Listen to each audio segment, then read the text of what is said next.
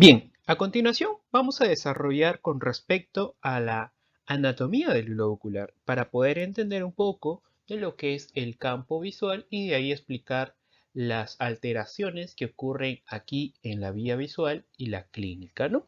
Para eso debemos entender bien cómo es la anatomía del globo ocular. Y aquí estamos señalando obviamente las partes del ojo.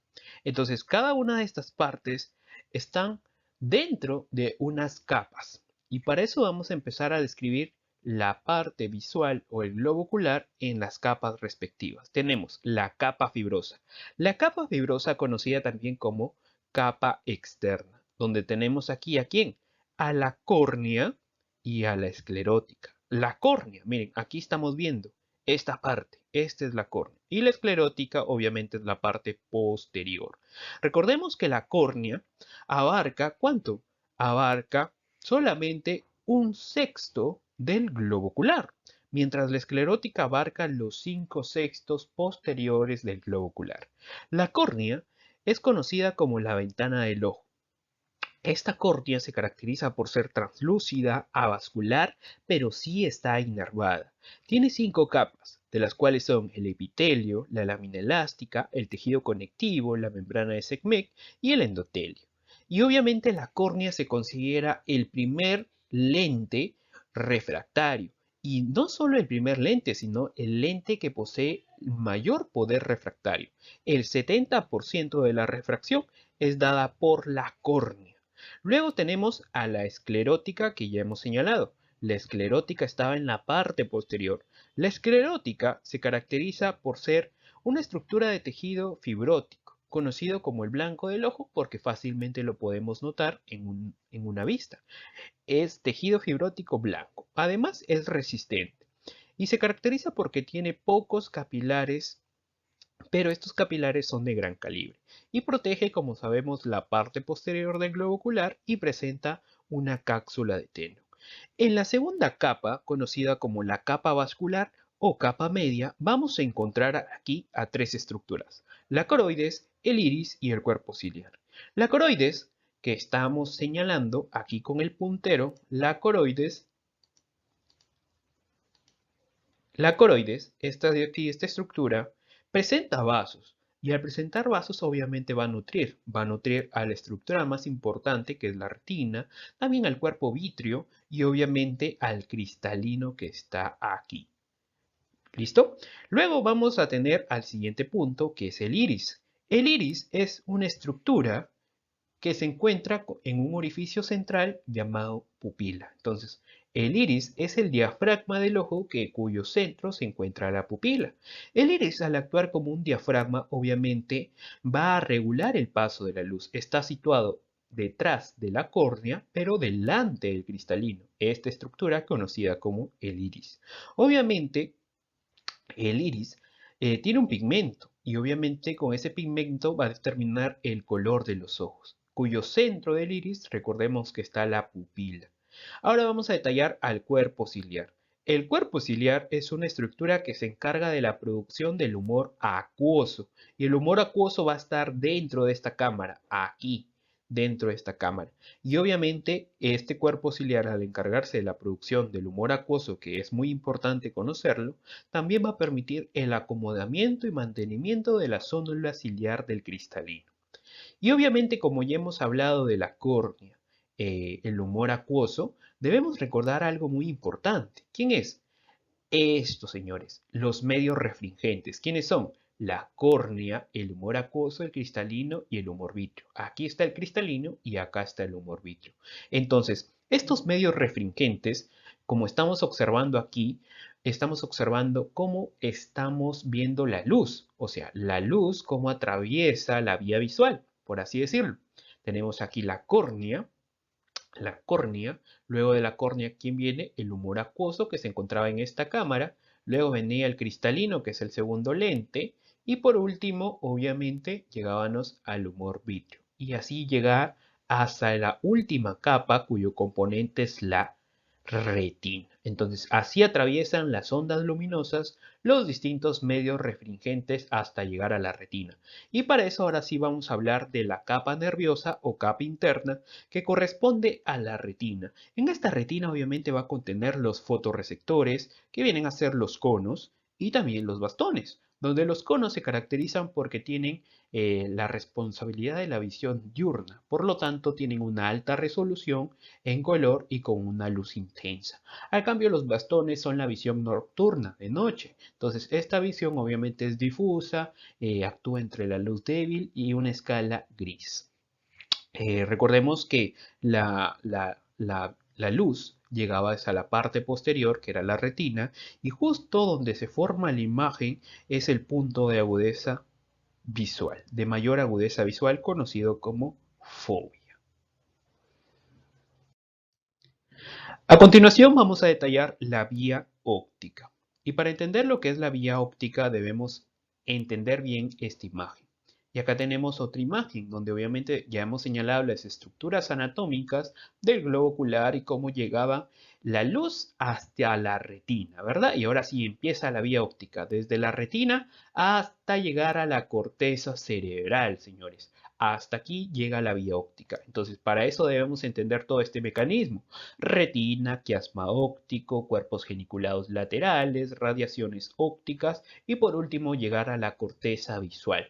Y para eso debemos entender un campo nasal y un campo temporal, que son los campos visuales. Estos campos temporales se van a relacionar con unas fibras que vamos a detallar a continuación. Entonces, ¿cómo empieza la vía óptica? Obviamente empieza en esta secuencia: el nervio óptico.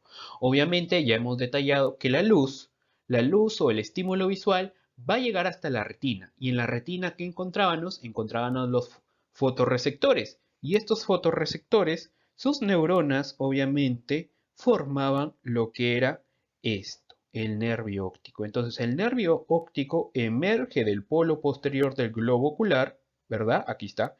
Emerge de la parte posterior del globo ocular y está constituido obviamente por los axones de las células ganglionares de la retina. Y es así que el nervio óptico llega al quiasma óptico, y el quiasma óptico obviamente va a recibir los axones del nervio óptico y se disponen aquí en dos fibras: las fibras nasales y las fibras temporales. Recordemos que en las fibras nasales, miren, se decusan justo en la estructura conocida como el quiasma óptico. Entonces tenemos fibra nasal y fibra temporal. Ahora, la fibra nasal va y visualiza el campo temporal. Al cambio, la fibra temporal va y visualiza el campo nasal. Debemos tener en cuenta esa característica. Luego del tracto óptico, perdón, luego del quiasma óptico llega al tracto óptico. Y obviamente el tracto óptico viene a ser las prolongaciones, miren, el tracto óptico viene a ser las prolongaciones posterolaterales del quiasma óptico y se dirigen y rodean al mesencéfalo. Y en el mesencéfalo, ¿qué van a encontrar? Una estructura conocida como los cuerpos geniculados laterales. Y estos cuerpos geniculados laterales emiten unas radiaciones conocidas como las radiaciones ópticas, y luego esas radiaciones ópticas van a llegar a la corteza visual, que vienen a ser las áreas de Brodmann, que viene a ser la corteza visual número 17, como ser la vía visual primaria. Y aquí tenemos esta imagen. Como llega toda la vía visual hasta el lóbulo occipital en las áreas visuales 17, 18 y 19. Recordemos que la área visual primaria es la 17 y la 18 y 19 son las áreas asociativas.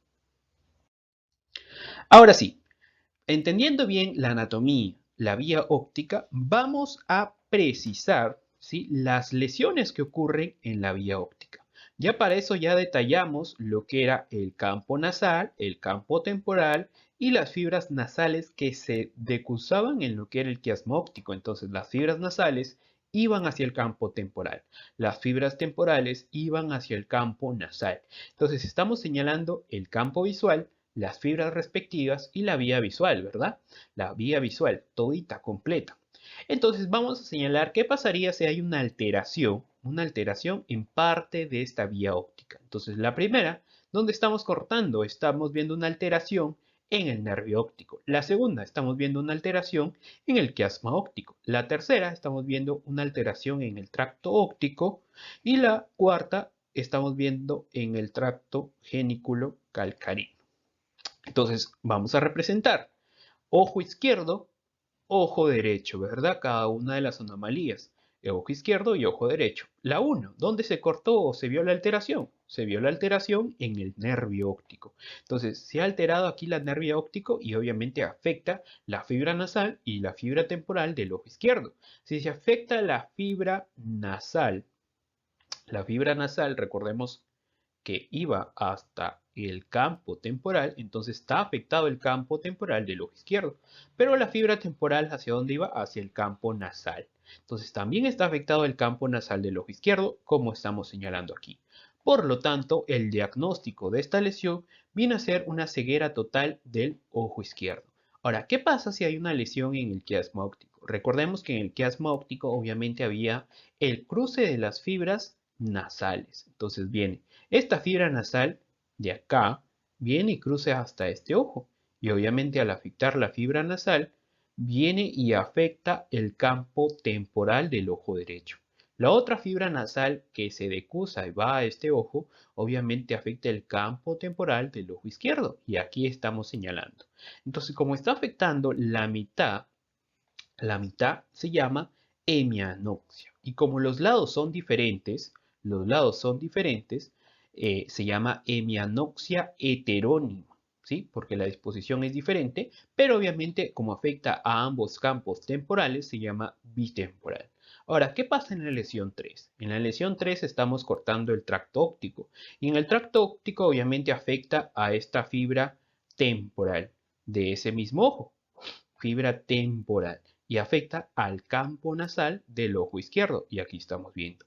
Pero recordemos que la fibra nasal del ojo izquierdo se cruza y va hacia el ojo derecho y por lo tanto estoy ciego del campo temporal, ¿sí? Campo temporal del ojo derecho. Y por lo tanto tengo una hemianopsia homónima derecha.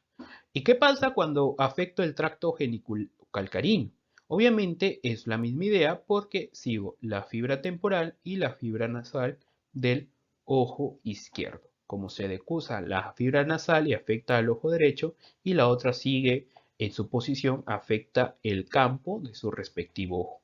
Y obviamente también tenemos una anomalía conocida como la hemianopsia homónima derecha. ¿Por qué hemianopsia? Porque es la mitad de un campo. Homónima porque está al mismo lado y como se va a la derecha, por eso, hemianopsia homónima derecha.